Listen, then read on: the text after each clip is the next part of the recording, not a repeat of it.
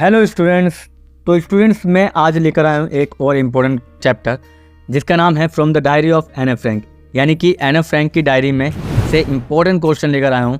ठीक है, तो आप इसको देखिएगा और चैनल को सब्सक्राइब कीजिएगा, अच्छा लगे तो दोस्तों को शेयर भी करिएगा। चलिए, तो फर्स्ट क्वेश्चन देखते हैं हमारे सामने क्या है।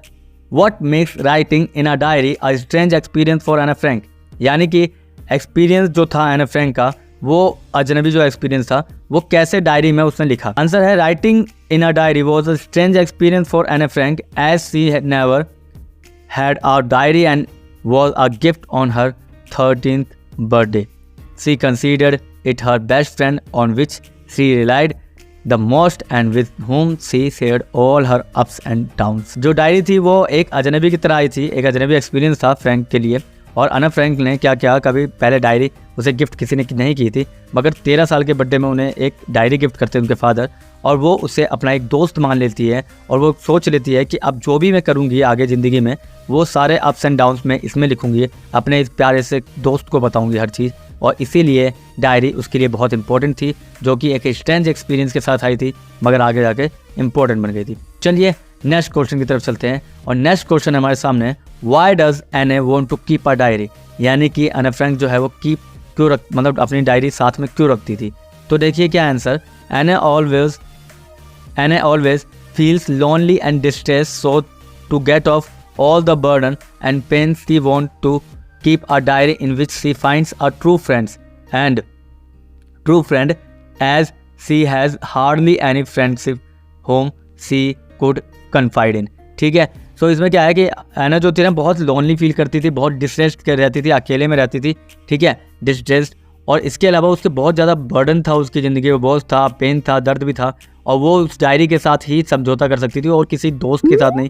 और उसे कोई दोस्त मिलता भी नहीं था, सच्चा दोस्त वो ढूंढती थी मगर नहीं मिलता था, और हार्डली वो किसी से बात ही कर पाती थी। ठीक है, और वो अपने बारे में किसी को खुल के नहीं बता पाती थी, इसीलिए उसने डायरी का सहारा लिया और डायरी में वो हर एक वो चीज़ लिखती थी जो भी वो महसूस करती थी, फील करती थी, देखती थी। ठीक है, सो थर्ड क्वेश्चन की तरफ चलते हैं।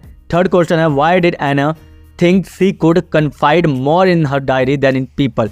वो ऐसा क्यों सोचती थी कि जो डायरी है वो पीपल से ज़्यादा सेफ रहेगी और पीपल से ज़्यादा, लोगों से ज़्यादा वो उसको बता सकती है अपने बारे में। ठीक है, so Anna felt that paper had more patience than people to listen to her plight, यानी कि जो पेपर है ना वो ज़्यादा पेशेंस रखता है, वो ज़्यादा क्षमता रखता है और ज़्यादा सहनशीलता रखता है कुछ सुनने की। ठीक है, मगर लोगों के सामने बोलोगे तो वो दो बातें और बताने लगते हैं ना, तो वो उसे लगता था कि मेरी बातें सिर्फ सुन सकता है कोई, तो वो ये डायरी है, डायरी के पेजेस हैं।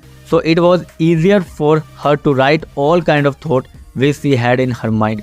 और वो क्या करते थे, ये इसके लिए बहुत ईजीएस्ट हो गया कि वो कुछ भी लिख सकती थी, कुछ भी अपनी फीलिंग एक्सप्लेन कर सकती थी। Her personal diary was not mean for anyone else to read, और उसकी पर्सनल डायरी थी वो कोई भी नहीं पढ़ेगा, उसको ऐसा भी लगता था, और यही हुआ। ठीक है, मरने के बाद उसकी दुनिया ने पढ़ी वो डायरी। ठीक है, तो नेक्स्ट क्वेश्चन पे चलते हैं। Question number 4, why does Anna provide a brief sketch of her life. उन्होंने क्यों अपने जो ज़िंदगी है उनको एक संक्षेप में बताया। ठीक है, तो देखते हैं, why providing the brief sketch of her life Anna want to give an overview of her family, relative and her age, यानी कि उसने ब्रीफ स्केच में अपने बारे में बताया, अपनी फैमिली के बारे में बताया, उसकी एज के बारे में बताया। This help the reader to develop a connection with the author.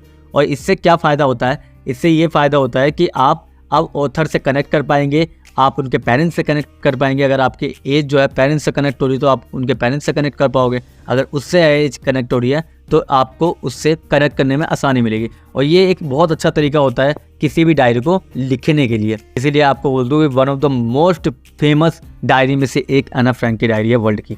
चलिए लास्ट क्वेश्चन देखते हैं, क्वेश्चन नंबर 5, और क्वेश्चन नंबर 5 है हमारे सामने, what tells you that Anna loved her grandmother. क्या आपको बताता है कि एना जो है वो अपने ग्रैंडमदर को पसंद करती है, प्यार करती है। Anna lived her grandmother for some time while her parents settled down in the Holland. She was very close to her grandmother. She writes in her diary, no one knows how often I think of her and still love her. On her 13th birthday, while lighting up and one candle for grandmother, she shows her love for her. ठीक है, वो अपने जो उसके parents थे जब वो settle down थे हॉलैंड के अंदर, तो वो अपने ग्रैंड मदर के पास काफ़ी क्लोज थी, वो उन्हीं के साथ सारी चीज़ें शेयर करती थी।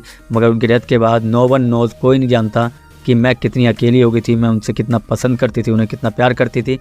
और 13वें बर्थडे पे उन्होंने एक कैंडल उनके लिए एक्स्ट्रा जलाई थी, उनके प्यार को शो करने के लिए, ठीक है। और यहाँ पे आपके टॉप 5 क्वेश्चन ख़त्म होते हैं। मिलते हैं नेक्स्ट किसी वीडियो के साथ, तब तक के लिए थैंक यू, धन्यवाद। और हाँ, इससे पहले के प्रीवियस लेक्चर भी आप देख लीजिएगा, उसके अंदर भी मैंने इंपॉर्टेंट क्वेश्चन की सीरीज़ कराई हुई है। और अगर आपको नहीं समझ में आता तो आप कमेंट बॉक्स में पूछ सकते हैं।